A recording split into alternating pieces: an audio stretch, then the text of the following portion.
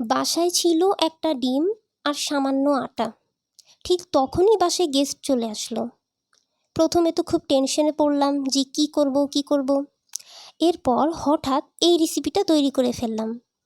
এরপর থেকে অতিথি আপ্যায়ন নিয়ে আমাকে আর কোনো চিন্তা করতে হয় না। আপনিও কি আমার মতো এরকম সমস্যায় পড়েন? যদি আপনাকেও এরকম সমস্যা ফেস করতে হয়, তাহলে আমি বলবো আজকে থেকে নো টেনশন। চলেন আপনার টেনশন দূর করে দিচ্ছি। তো এর জন্য একটা মিক্সিং বোলে নিয়ে নিচ্ছি 1.5 কাপ পরিমাণ আটা। এখানে আটা বা ময়দা যে কোনোটাই নিতে পারেন। দিচ্ছি স্বাদ মতো লবণ, 1 চা চামচ চিনি। চিনিটা কেউ দিতে না চাইলে স্কিপ করতে পারেন, তবে দিলে কিন্তু এগ রোলটা খেতে খুবই ভালো লাগবে। এবারে শুকনো উপকরণগুলো একটু মিশিয়ে নিচ্ছি। মেশানো হয়ে গেলে দিয়ে দিচ্ছি রান্নার তেল। এবার আটার সাথে তেলটা মাখিয়ে নিচ্ছি। মাখানো হয়ে গেলে মুঠো করে দেখবেন যে আটাটা এরকম দলা পেকে আসে কিনা। যদি এরকম দলা হয়ে আসে তাহলে বুঝবেন যে তেলের পরিমাণটা ঠিক আছে। আর যদি এমনটা না হয় তাহলে প্রয়োজন মতো তেল আটার সাথে মাখিয়ে নেবেন। এবার কুসুম গরম পানি দিয়ে আমি ডোটা তৈরি করে নিচ্ছি। এখানে অবশ্যই কুসুম গরম পানি ব্যবহার করতে হবে। ঠান্ডা পানি কিংবা খুব বেশি গরম পানি কিন্তু ব্যবহার করা যাবে না। আর পানিটা অল্প অল্প করে দিবেন, একবারে বেশি দিতে যাবেন না। কারণ এতে করে ডোটা যদি পাতলা হয়ে যায়, তখন এটাকে ব্যালেন্স করার জন্য আপনাকে আবার আটা অথবা ময়দা অ্যাড করতে হবে। ডোটা তৈরি হয়ে গেছে। এবার এটাকে সেট করার জন্য ঢাকনা দিয়ে ঢেকে একটা সাইডে রেখে দিচ্ছি প্রায় আধা ঘন্টার মতো। আর এই আধা ঘন্টার মধ্যে আমি পুরটা তৈরি করে নিচ্ছি। এর জন্য চুলায় একটি কড়াই বসিয়ে পর্যাপ্ত পরিমাণ তেল দিয়ে দিলাম। দিচ্ছি পেঁয়াজ কুচি।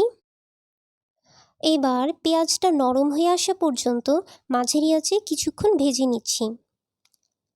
পেঁয়াজটা নরম হয়ে এসেছে। এই পর্যায়ে সামান্য পানি দিয়ে দিচ্ছি, কারণ আমি এখানে কিছু মশলা অ্যাড করব। তো পানি দেওয়ার ফলে মশলাগুলো পুড়ে যাবে না। দিচ্ছি মরিচের গুঁড়া। মরিচের পরিমাণটা আপনারা যে যেরকম ঝাল পছন্দ করেন সেই অনুযায়ী বাড়িয়ে কমিয়ে দিবেন।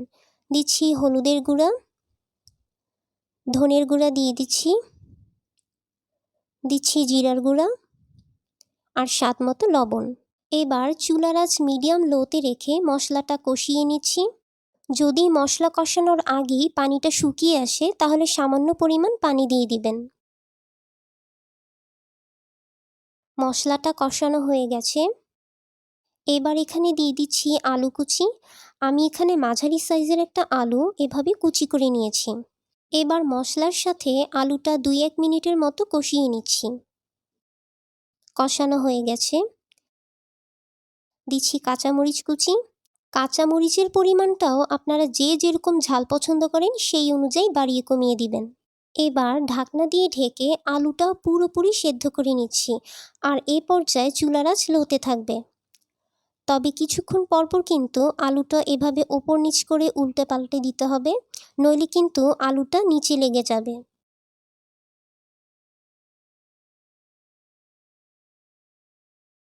আলুটা সম্পূর্ণ সেদ্ধ হয়ে গেছে।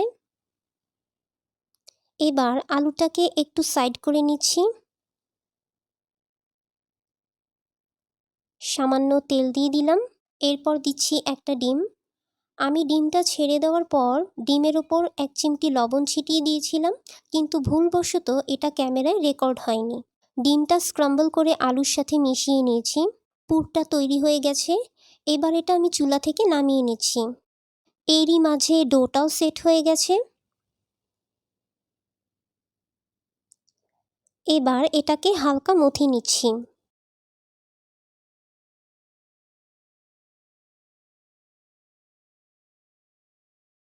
মথে নেওয়া হয়ে গেছে। এবার এখান থেকে প্রয়োজন মতো লেচি কেটে নিচ্ছি। আপনি এগ রোলের সাইজটা কতটুকু বড় বা ছোট রাখতে চান সেই অনুযায়ী লেচিটা কেটে নেবেন। আমার এখানে 6টা লেচি হয়েছে, অর্থাৎ 6টা এগ রোল তৈরি হবে। আমি দেখলাম এখানে একটা লিচি ছোট আর আরেকটা লিচি বড়, তো যে লিচিটা বড় সেখান থেকে সামান্য ডো নিয়ে ছোট লিচিটার সাথে মিলিয়ে নিলাম। এভাবে করে আপনি সবগুলো লেচি একই সাইজে রাখতে পারবেন।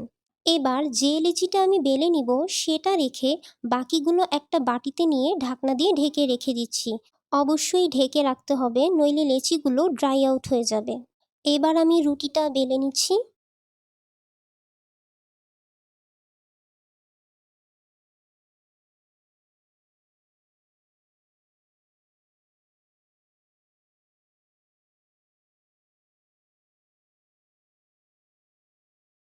বেলা হয়ে গেছে। রুটিটা খুব বেশি মোটা কিংবা খুব বেশি পাতলা করতে যাবেন না। আমি আঙ্গুল দিয়ে ধরে দেখিয়ে দিলাম যে কতটুকু মোটা কিংবা পাতলা রাখতে হবে। এবার এর মাঝে আমি প্রয়োজন মতো পুর নিয়ে নিলাম। এরপর রুটিটার চারপাশে সামান্য পানি লাগিয়ে নিচ্ছি, যাতে করে রুটিটাকে ফোল্ড করা যায়। আপনারা চাইলে এভাবে করেও ফোল্ড করতে পারেন, আবার আমি যেভাবে ফোল্ড করি সেভাবেও করতে পারেন। ফোল্ড করার সময় প্রতিটা ভাঁজ দিয়ে এভাবে হালকা করে চেপে দিতে হবে।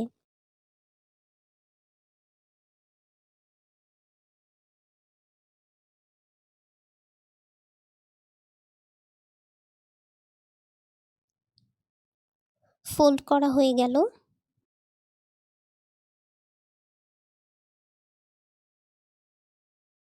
এবার এটাকে আমি ভেজে নিচ্ছি।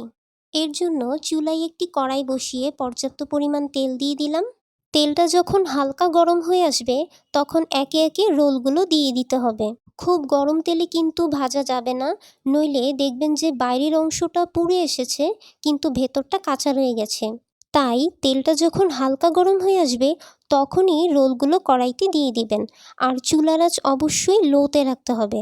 এখানে যে ফেনাটা দেখতে পাচ্ছেন এটা সরিষার তেলের কারণে। সরিষার তেলে কোনো ভাজাভুজি করলে এরকম ফেনা উঠে আসে, তবে এতে ভয়ের কিছুই নেই। কিছুক্ষণ ভাজার পরই ফেনাটা আস্তে আস্তে চলে যায়। একটা পাশ যখন হালকা ব্রাউন হয়ে আসবে তখন রোলটা উল্টে দিতে হবে।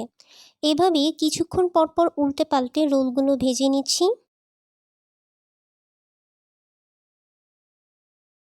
রোলগুলো ভাজা হয়ে গেছে, তো এবার এগুলো চুলা থেকে নামিয়ে নিচ্ছি।